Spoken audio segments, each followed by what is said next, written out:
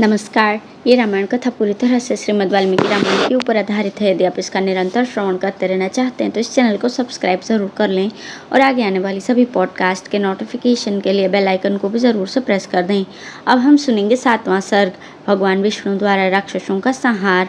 अगस्त्य जी कहते हैं, रघुनंदन, जैसे बादल जल की वर्षा से किसी पर्वत को आप प्लावित करते हैं, उसी प्रकार गर्जना करते हुए वे राक्षस रूपी मेघस्त्र रूपी जल की वर्षा से नारायण रूपी पर्वत को पीड़ित करने लगे।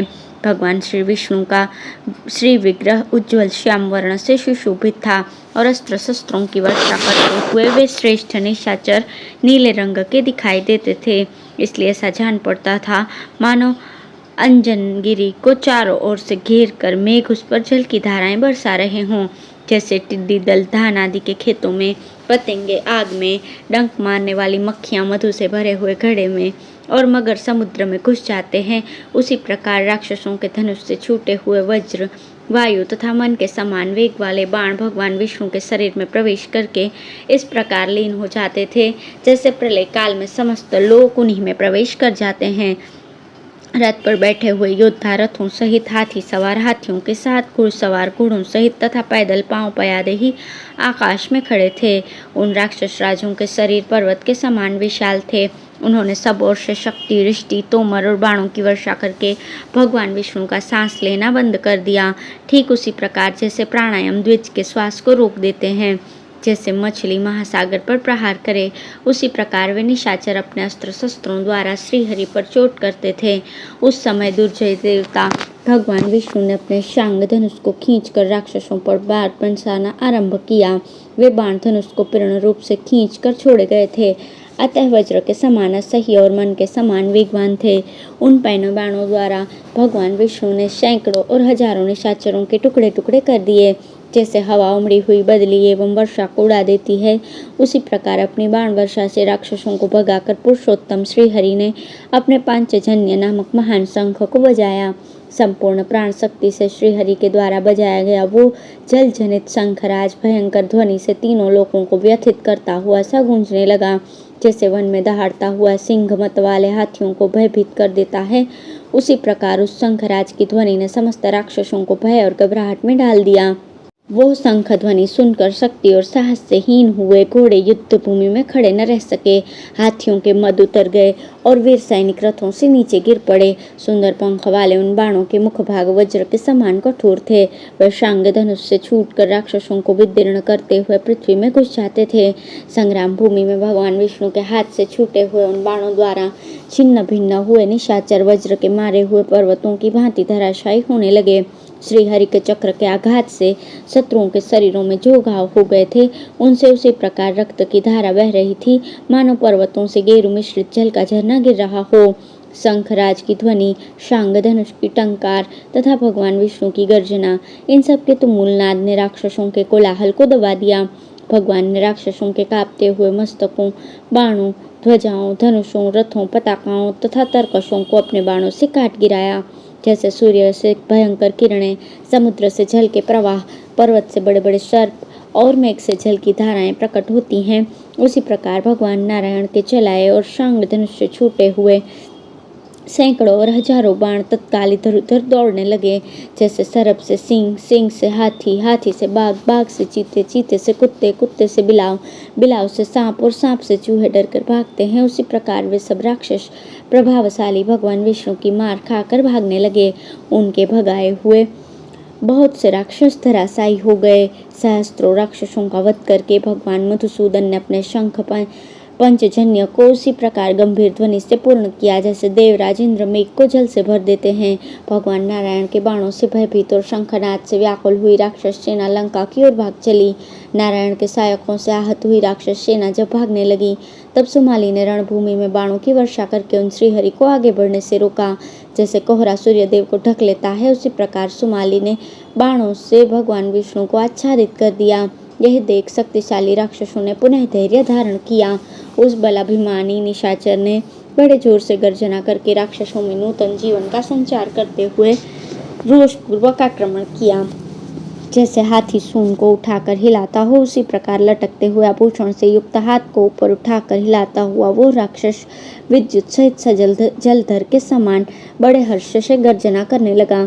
तब भगवान ने अपने बाणों द्वारा गरजते हुए सुमाली के सारथी का झगमगाते हुए कुंडलों से मंडित मस्तक काट गिराया। इससे उस राक्षस के घोड़े बेलगाम होकर चारों ओर चक्कर काटने लगे। उन घोड़ों के चक्कर काटने से उनके साथी राक्षस राज सुमाली भी चक्कर काटने लगा। ठीक उसी प्रकार जैसे अजितेंद्रिय मनुष्य विषयों में भटकने वाली इंद्रियों के साथ साथ स्वयं भी भटकता फिरता है। जब घोड़े रणभूमि में सुमाली के रथ को इधर उधर लेकर भागने लगे, तब माली नामक राक्षस ने युद्ध के लिए उद्यत होकर धनुष लेकर गरुड़ की ओर धावा किया। राक्षसों पर टूटते हुए महाबाहु विष्णु पर आक्रमण किया। माली के धनुष से छूटे हुए सुवर्ण भूषित बाण भगवान विष्णु के शरीर में उसी प्रकार चले जाते थे जैसे पक्षी कौंच पर्वत के छिद्र में प्रवेश करते हैं। जैसे जितेंद्रिय पुरुष मानसिक व्यथाओं से विचलित नहीं होता, उसी प्रकार रणभूमि में भगवान विष्णु माली के छोड़े हुए सहस्त्रों बाणों से पीड़ित होने पर भी क्षुब्ध नहीं हुए। तदंतर खड्ग और गदा धारण करने वाले भूत भावन भगवान विष्णु ने अपने धनुष की टंकार करके माली के ऊपर बाण समूहों की वर्षा आरंभ कर दी।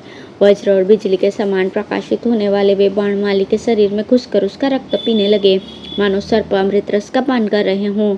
अंत में माली को पीठ दिखाने के लिए विवश करके शंख चक्र और गदा धारण करने वाले भगवान श्रीहरि ने उस राक्षस के मुकुट, ध्वज और धनुष को काटकर घोड़ों को भी मार गिराया। रथहीन हो जाने पर राक्षस प्रवर माली गदा हाथ में लेकर कूद पड़ा, मानो कोई सिंह पर्वत के शिखर से छलांग मारकर नीचे आ गया हो।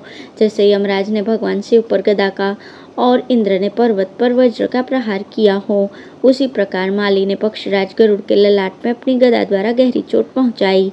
माली की गदा से अत्यंत आहत हुए गरुड़ वेदना से व्याकुल हो उठे। उन्होंने स्वयं युद्ध से विमुख होकर भगवान विष्णु को भी विमुख सा कर दिया। माली ने गरुड़ के साथ ही जब भगवान विष्णु को भी युद्ध से विमुख सा कर दिया, तब वहां जोर जोर से गरजते हुए राक्षसों का महान शब्द गूंज उठा। गरजते हुए राक्षसों का वो सिंहनाद सुनकर इंद्र के अनुज श्री विष्णु अत्यंत कुपित होकर पक्षीराज की पीठ पर तिरछे होकर बैठ गए। उस समय परांगमुख होने पर भी श्रीहरि ने माली के वध की इच्छा से पीछे की ओर मुड़कर अपना सुदर्शन चक्र चलाया। सूर्यमंडल के समान उद्दीप्त होने वाले काले चक्र सदृश उस चक्र ने अपनी प्रभा से आकाश को उद्भाषित करते हुए वहां मालिक के मस्तक को काट गिराया। चक्र से कटा हुआ राक्षस राज मालिक का वो भयंकर मस्तक पूर्व काल में कटे हुए राहु के सर की भांति रक्त की धारा बहाता हुआ पृथ्वी पर गिर पड़ा। इससे देवताओं को बड़ी प्रसन्नता हुई। वे साधु साधु ऐसा कहते हुए सारी शक्ति लगाकर जोर जोर से सिंहनाद करने लगे। माली को मारा गया देख सुमाली और माल्यवान दोनों ही राक्षस शोक से व्याकुल होकर सेना सहित लंका की ओर ही भागे। इतने में ही गरुड़ की पीड़ा कम हो गई। वे पुनः संभल कर लौटे और कुपित होकर पूर्ववत अपने पंखों की हवा से राक्षसों को खदेड़ने लगे। कितने ही राक्षसों के मुख कमल चक्र के प्रहार से कट गए।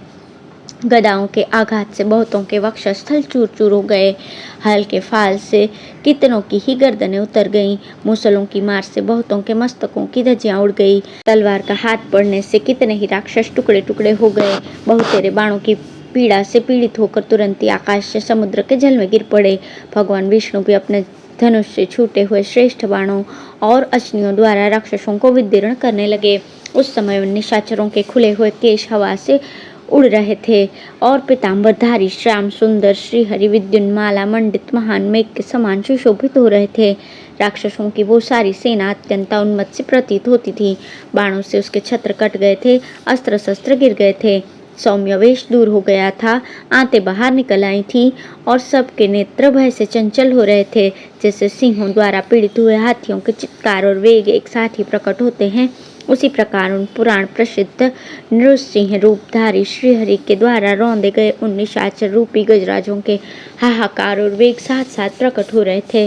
भगवान विष्णु के बाण समूह से आवृत होकर अपने सहायकों का परित्याग करके वे निशाचर रूपी काले मेघ उसी प्रकार भागे जा रहे थे जैसे हवा के उड़ाए हुए वर्षाकालीन मेघ आकाश में भागते देखे जाते हैं। चक्र के प्रहारों से राक्षसों के मस्तक कट गए थे, गदाओं की मार से उनके शरीर चूर चूर हो रहे थे तथा तलवारों के आघात से उनके दो दो टुकड़े हो गए थे। इस प्रकार वे राक्षस राज पर्वतों के समान धराशायी हो रहे थे। लटकते हुए मणिमय हारों और कुंडलों के साथ गिराए जाते हुए नीलमेघ सदृश उन निशाचरों की लाशों से वह रणभूमि पट गई थी। वहां धराशायी हुए वे राक्षस नील पर्वतों के समान जान पड़ते थे। उनसे वहां का भूभाग इस प्रकार आच्छादित हो गया था कि कहीं तिल रखने की भी जगह दिखाई नहीं देती थी। इस प्रकार श्री वाल्मीकि निर्मित रामायण आदि काव्य के उत्तरकांड में 7वां सर्ग पूर्ण हुआ। धन्यवाद।